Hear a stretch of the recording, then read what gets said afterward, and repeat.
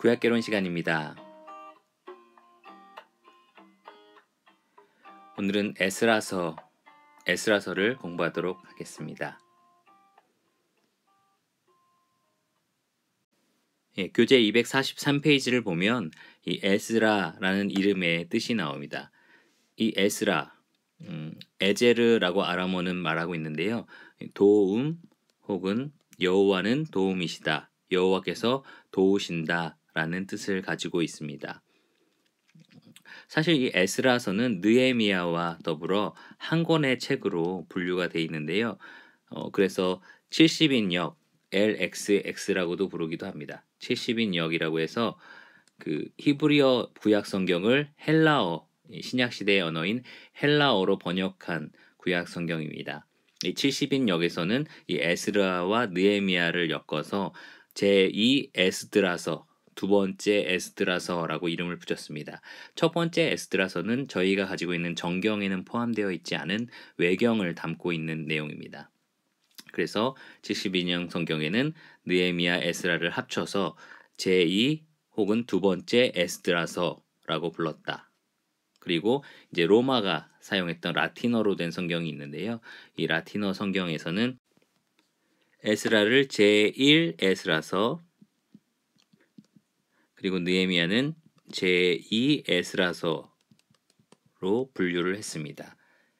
이 LXX 70인역 성경과 라틴어 성경이 이 에스라와 느헤미야를 하나로 묶든 나누든 에스라라는 이름을 붙였다는 게 중요합니다. 아마도 이 두 책의 저자를 에스라라고 인정을 했던 것 같습니다. 그래서 교재 244페이지를 보시면 이 교재는 저자를 에스라라고 말하고 있습니다. 여러 가지 증거들이 있는데요. 첫째로 유대인 전통, 탈무드의 내용을 보면 이 저자가 에스라다라고 말하고 있습니다. 뿐만 아니라 에스라서 7장 28에서 9장 15절의 표현들을 보면 1인칭 관점들을 많이 볼 수 있는데요. 나는, 내가 어떻게 했는데 라는 표현이 굉장히 많고, 또한 그 당시 상황에 정말 있었던 목격자와 같은 그런 생생한 증언들이 많이 기록이 되어 있습니다. 그런 묘사들이 많이 되어 있습니다. 또한 에스라가 제사장이었기 때문에 제사장적 관점에서 이 책이 쓰였다라고 할 수 있는데요. 아무래도 자기가 하고 있는 일, 그것에 따라서 여러 가지 환경과 상황을 보지 않겠습니까? 에스라는 바로 제사장으로서 이 책 에스라서의 내용을 기록을 했을 것이고, 이 에스라서에는 이 제사장 관점의 여러 가지 내용들이 언급되어 있다는 것입니다. 뿐만 아니라 마카비 2서 2장 13에서 15절 내용을 보면요. 이 에스라가 느헤미야에 의해 수집된 도서관 장서에 접근하여 사용할 수 있는 권리를 얻었다라고 말하고 있습니다. 그래서 아마도 이 에스라가 이 당시의 왕실, 그런 도서관에 마음대로 출입할 수 있었기 때문에 그러한 여러 가지 자료들을 참고하여 이 에스라와 느헤미야서를 기록할 수 있지 않았나라고 저희가 생각해 볼 수 있습니다. 자, 먼저 에스라는 어떤 사람인가 잠시 생각을 해보면요. 에스라는 하나님에 대한 강한 신뢰, 또 도덕적인 진실함, 또 죄를 슬퍼하는 태도 등으로 특정 지을 수 있는 경건한 인물이었습니다. 여러분 책 244페이지에 설명이 되어 있고요. 느헤미야와 동시대 사람이었습니다. 여기다가 느헤미야라고 써놔야겠네요. 예. 전승에 따르면 이 성경 구약을 수집하여 한 권으로 묶은 사람이 에스라라고 말을 합니다. 창세기부터 이 말라기까지 이 전체 내용을 한 권으로 편집한 사람, 묶어낸 사람이 이 에스라다라고 말을 하고 있고요. 또 전승에 따르면 이 랍비 회의의 창시자가 에스라다라고 말하고 있습니다. 이 에스라서 책은 아마도 에스라가 457년에 예루살렘으로 돌아오고요. 444년에 느헤미야가 돌아오는데, 이 두 사람이 돌아왔던 시점 457년과 444년 사이에 이 에스라서가 기록되었을 것이다 라고 저희가 추측해 볼 수 있습니다. 에스라 시대와 동시대의 인물들이 있는데요. 인도에는 부처가 있었고, 그리고 중국에는 공자, 그리고 그리스에서는 소크라테스라는 사람이 있었습니다. 아주 유명한 사람들이죠. 이 이스라엘에서는 에스라라는 아주 유명한 학자가 있었다는 거죠. 남유다 왕국은요, 세 차례에 걸쳐서 바벨론의 포로로 잡혀갑니다. 나중에 다시 그들이 페르시아 고레스 왕 원년에 이스라엘 예루살렘으로 돌아오게 되는데 그것도 세 차례에 거쳐서 돌아오게 됩니다. 저희가 그것을 1차 기한, 2차 기한, 3차 기한이라고 부르는데요.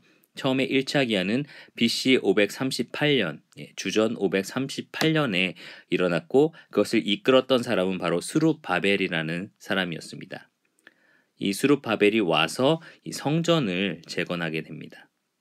그것이 고레스 왕 원년 때에 일어났고 캄비세스나 스메르디스 혹은 다리오 1세 이 시대에 이러한 일들이 있었습니다. 이 왕들은 페르시아 왕들이고요.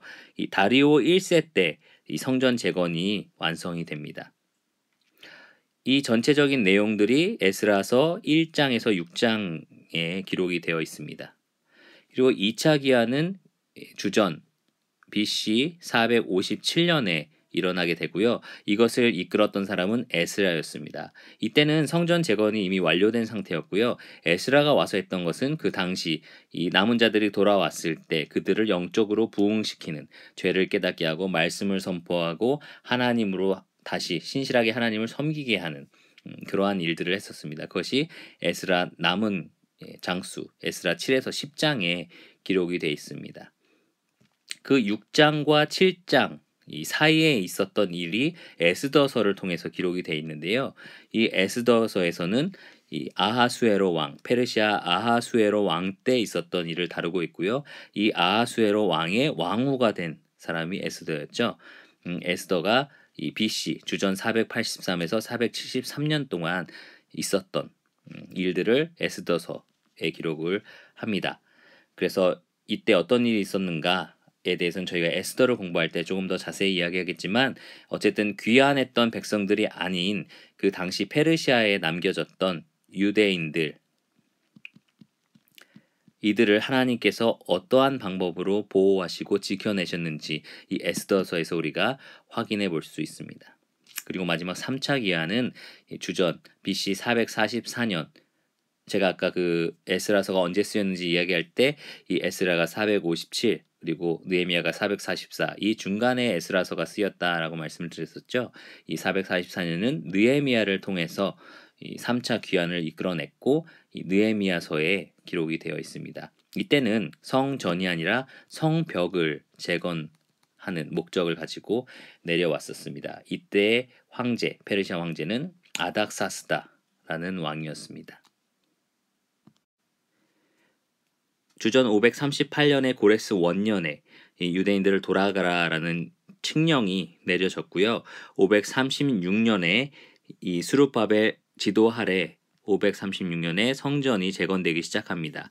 536년에 성전이 재건되었지만 이 534년 성전 재건이 중단이 됩니다. 여러 방해물 때문에 중단이 되고요. 520년이 돼서야 이 성전이 다시 지어집니다. 재개가 되고 다리오 제2년 그때까지 이 성전 공사가 중단되었다라는 말이 에스라서 4장 24절에 하나님의 성전 공사가 바사왕 다리오 제2년까지 중단되니라라고 되어 있습니다. 그리고 515년이 돼서야 이 성전이 다시 재건이 완료가 됩니다. 그래서 이 고레스 때 시작해서 다리오 왕 때 완공되었다. 라고 이해하시면 되고요. 536에서 34까지 짓다가 중단되고 520에서 다시 재건하여 515에 완성했다. 이렇게 이해하시면 됩니다.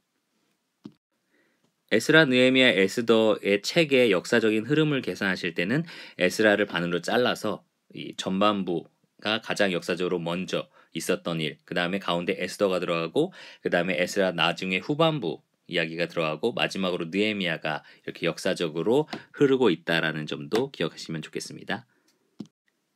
여러분 교재 242페이지를 보면 에스라서의 개관이 설명되어 있습니다. 에스라서는 아까 처음에 말씀드린 것처럼 반으로 쪼갤 수 있습니다. 1에서 6장까지는 성전 재건의 역사를 다루고 있고요. 7에서 10장은 에스라가 했던 일, 바로 백성을 개혁하는 일이 나와 있습니다. 이 가운데 6장과 7장 사이에는 60년이라는 갭이 있는데요. 이 60년의 갭 사이에 일어난 사건 중에 하나가 바로 에스더서에 기록되어 있는 내용입니다. 1에서 6장 내용을 또 반으로 나누면 첫 번째 귀환, 아까 말씀드린 이 수룹바벨을 통해서 첫 번째로 이스라엘 예루살렘으로 백성들이 돌아옵니다.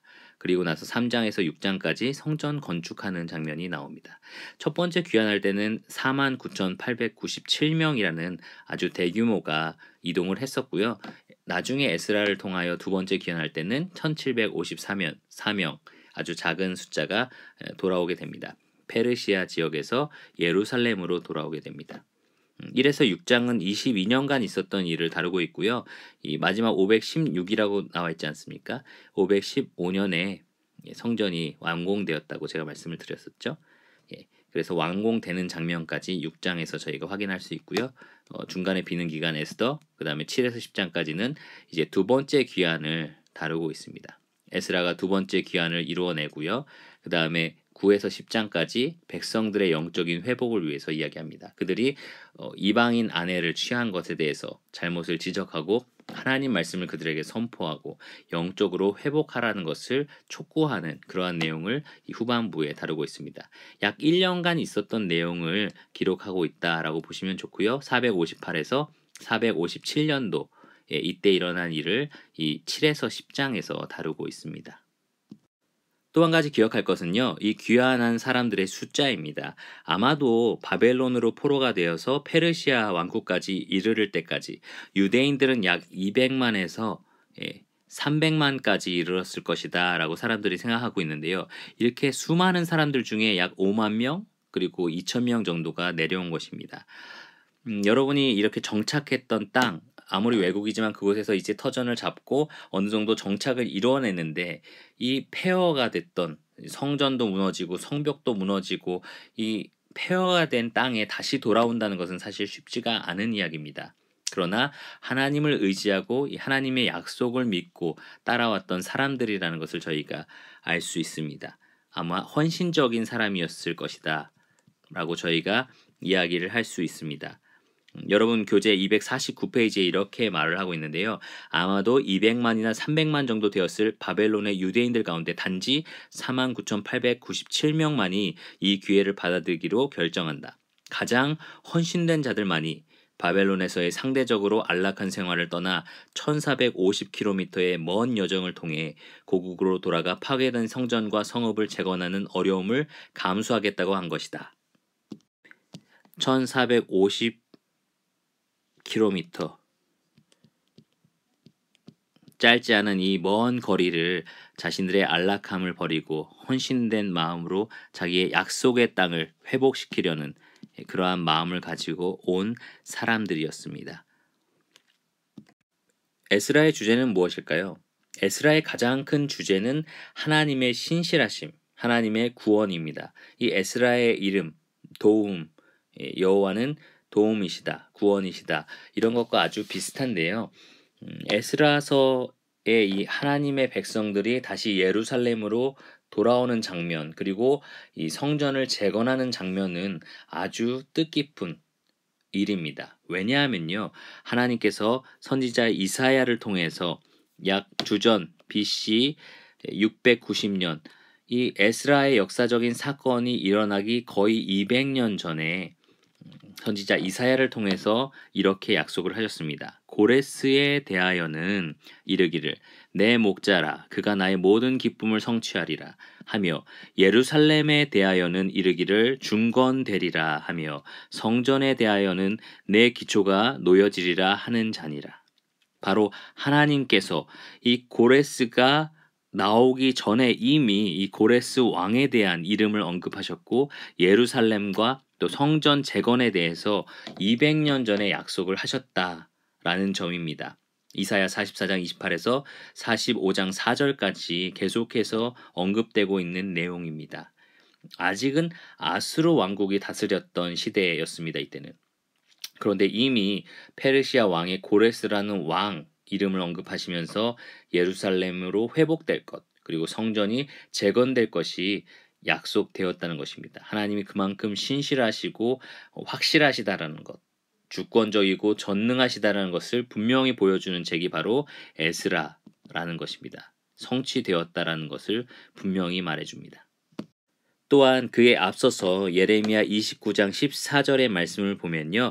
이 말씀은 선지자 예레미야를 통하여 하나님께서 596년 1차 귀환이 있기 60년 전에 하나님께서 이미 예레미야를 통해서 약속하신 내용입니다. 이 예루살렘의 성전, 예루살렘 성이 멸망하기 이전에 하나님이 약속하신 것인데요. 나 여호와가 말하노라. 내가 너희에게 만나지겠고 너희를 포로된 중에서 다시 돌아오게 하되 내가 쫓아 보내었던 열방과 모든 곳에서 모아 사로잡혀 떠나게 하던 본 곳으로 돌아오게 하리라.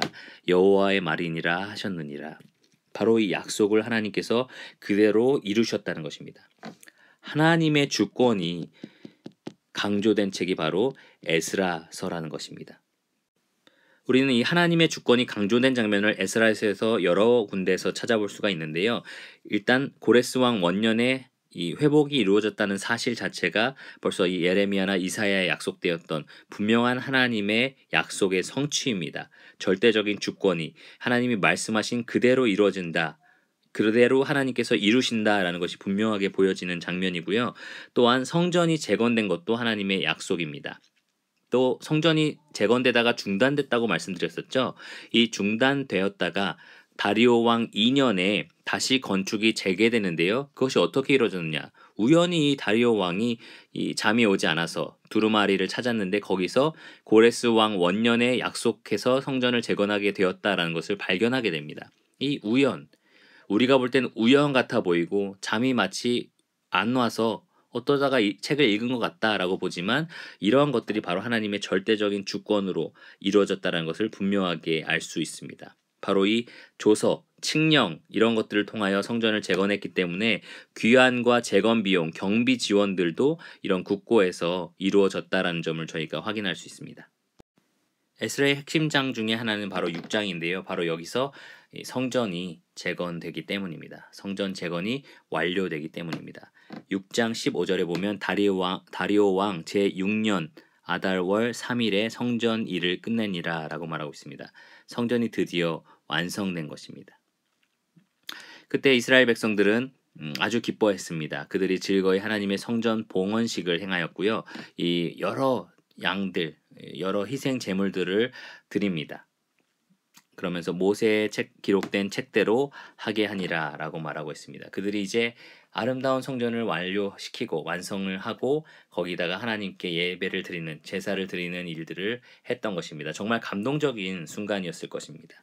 그렇게 했을 때 이 6장 말씀을 보면 22절에 즐거움으로 이레 동안 무교절을 지켰으니 이는 여호와께서 그들을 즐겁게 하시고 또 아스로 왕의 마음을 그들에게로 돌려 이스라엘의 하나님이신 하나님의 성전 건축하는 손을 힘있게 하도록 하였음이더라 라고 말하고 있습니다.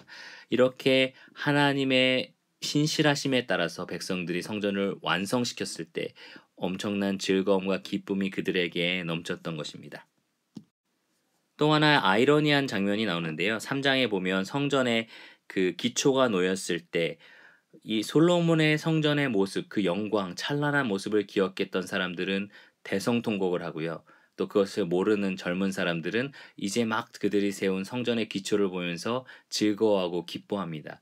그 울음소리와 그 기쁨의 찬양소리가 뒤섞여서 멀리서 들었을 때는 그것을 분간할 수 없었다라고 에스라가 3장에 11절에서 13절 내용을 가지고 기록을 하고 있는데요.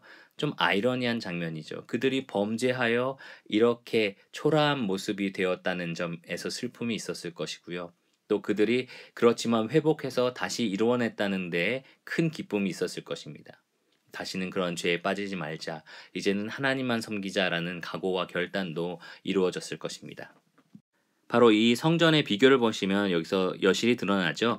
이 솔로몬의 성전들은 굉장히 솔로몬의 성전은 아주 웅장하고 아름답고 멋있습니다. 그러나 이 수룹바벨이 지은 성전은 아주 초라하죠. 이것에 비하면 참 초라한 모습, 약간 창고 같아 보이기도 하는 모습입니다. 그러나 이 성전으로서의 역할은 잘 해낼 수 있었죠. 이 모습에서 이 모습이 되었던 이유는 그들의 범죄, 하나님에 대한 불순종 때문이었죠. 그래서 사실 눈물이, 통곡이 함께 있었던 것입니다. 그러나 하지만 그들이 회복되었고 다시 하나님을 섬길 수 있다는 즐거움이 공존했던 모습이었습니다. 에스라의 후반은 이제 백성의 개혁에 대한 이야기가 나옵니다. 회개하는 장면이 나오고요. 순종하는 역사가 일어납니다.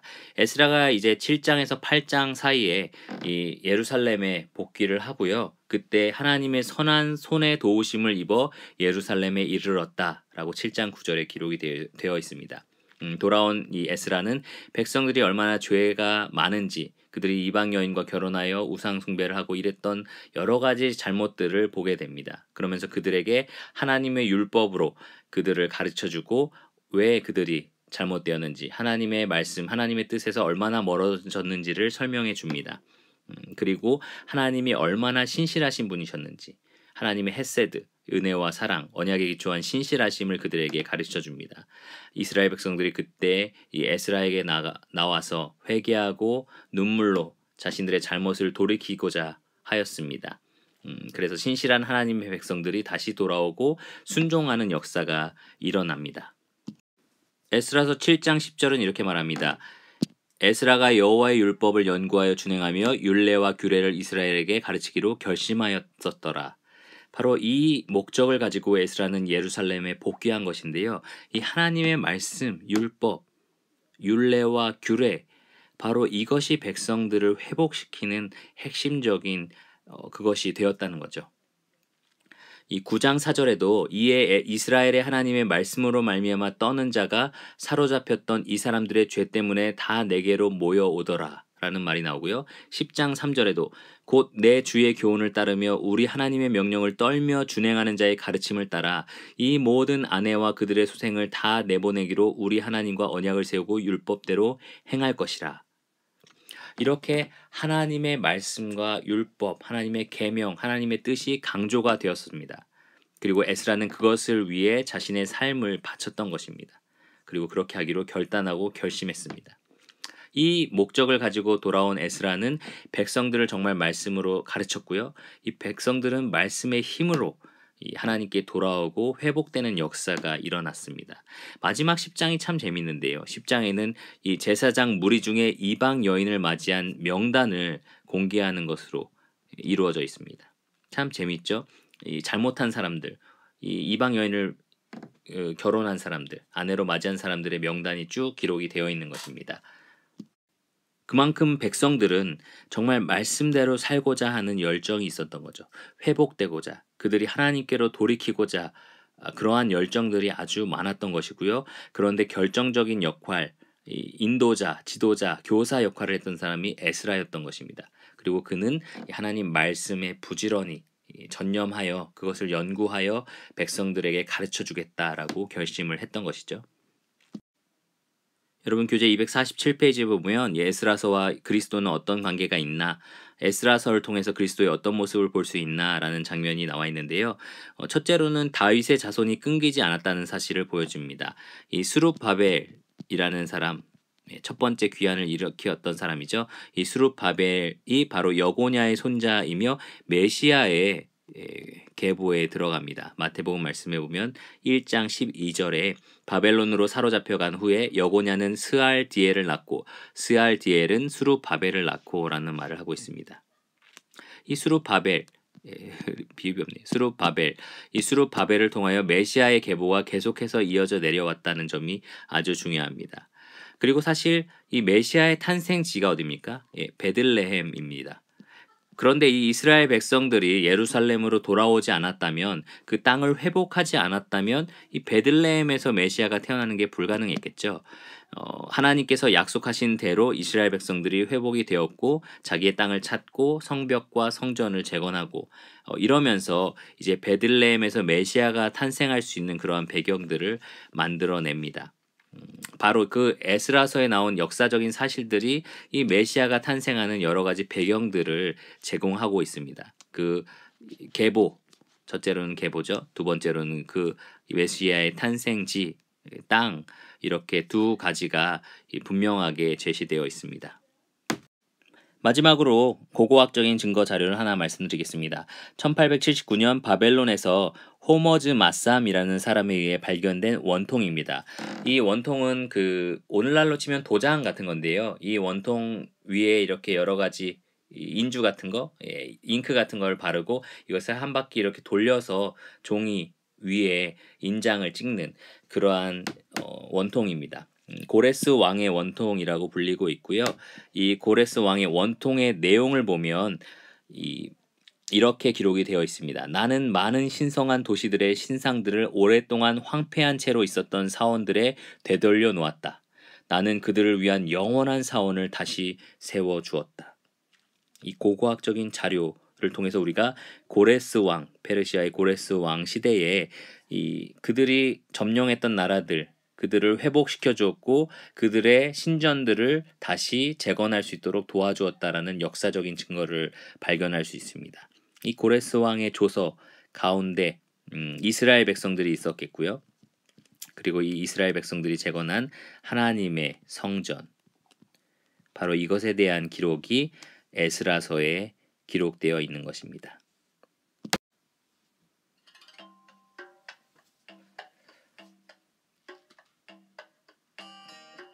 자, 오늘은 에스라서를 같이 배워봤는데요. 여러분 어떤 시간이 되었는지 잘 모르겠습니다.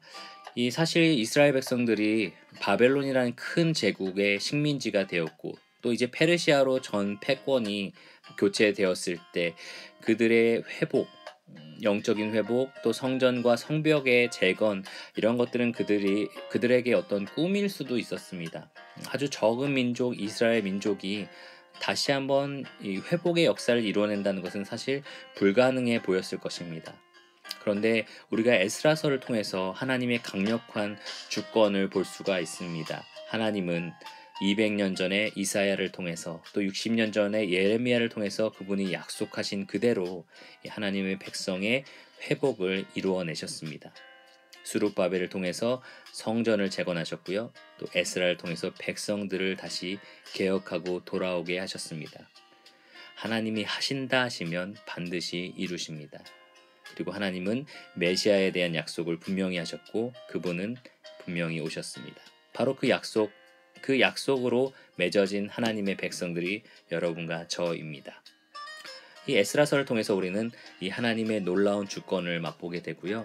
또 그 하나님을 신실하게 믿고 섬길 수 있는 힘을 얻을 수 있습니다. 다음에는 느헤미야, 에스라와 한 책으로 엮여 있었던 느헤미야를 통해서 다시 한번 이 주권적인 전능하신 하나님의 모습을 발견하기 원합니다.